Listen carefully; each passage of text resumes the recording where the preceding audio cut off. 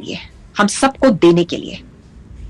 और पिछले कुछ दिन बहुत ही ऑस्पिशियस थे, गुरु पूर्णिमा, जन्मदिन, और ये तो दिन ऐसे होते हैं संगत जी कि जब भंडारे खुल जाते हैं।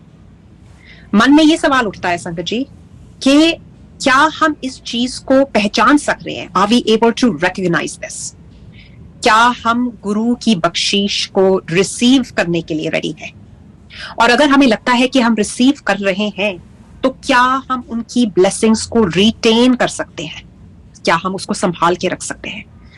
गुरु जी कहते सी कि मैं ਤੁਹਾਨੂੰ ब्लेसिंग्स देंदा, और तुसी लोग जैसे मैं तुम पे इतर उडेल रहा हूं, तुम वो इतर को इधर उधर उडेल के फिर मेरे को आ जाते हो, और मैं ਤੁਹਾਨੂੰ कीचड़ तो बाहर कटदा, लेकिन फिर तुम बार बार उस कीचड़ में चले जाते हो। अब संगत जी, वो कीचड़ क्या है?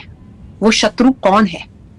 और मेरे हिसाब से जो मैंने गुरु जी के साथ जितना वक्त बिताया और जो सीखा उसमें, वो ये कि कुछ भी बाहर नहीं है संगत जी, जो कुछ भी है हमारे अंदर है। और वो शत्रु हमारी होम है, हमारी जिद, ये चीजें हैं जो हमारे बीच में आती है, जो गुरु जी कृपा हमें बख्शना चाहते हैं। और जो हम कह रहे हैं ना, रिकॉग्निशन, रिसीव करना, रिटेन करना, हम ऐसे हो जाते हैं कि जैसे हमारी छन्नी में छेक है और गुरु जी हमें दे जा रहे हैं, and we keep losing it.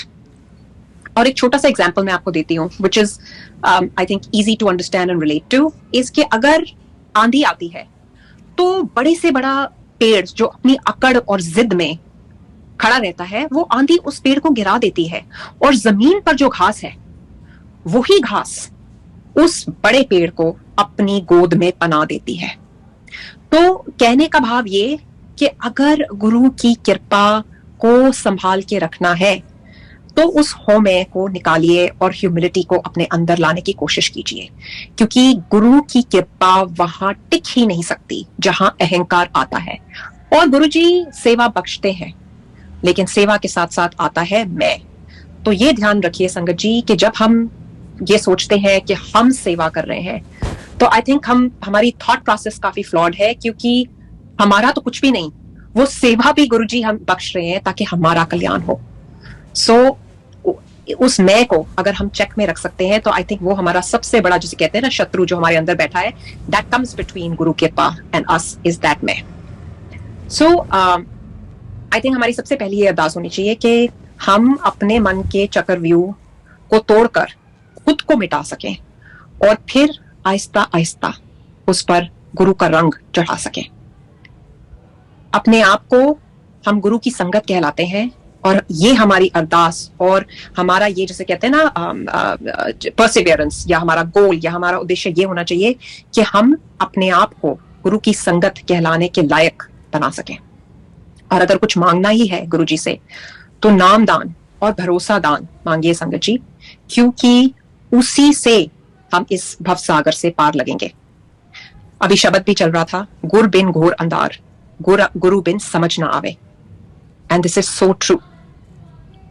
हमारा गुरु सदा ही बख्शनहार है, सदा ही दयाला है, और सत्संग तो बहुत है, इनफाइनाइट है संगत जी।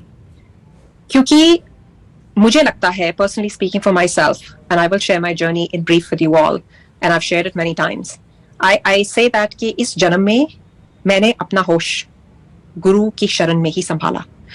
कहने का भाव ये कि गुरु जी से पहले की जिंदगी का मुझे कोई इल्म ही नहीं है। जो भी पाया, जो भी खोया, सब गुरु जी के संग ही। सो 90s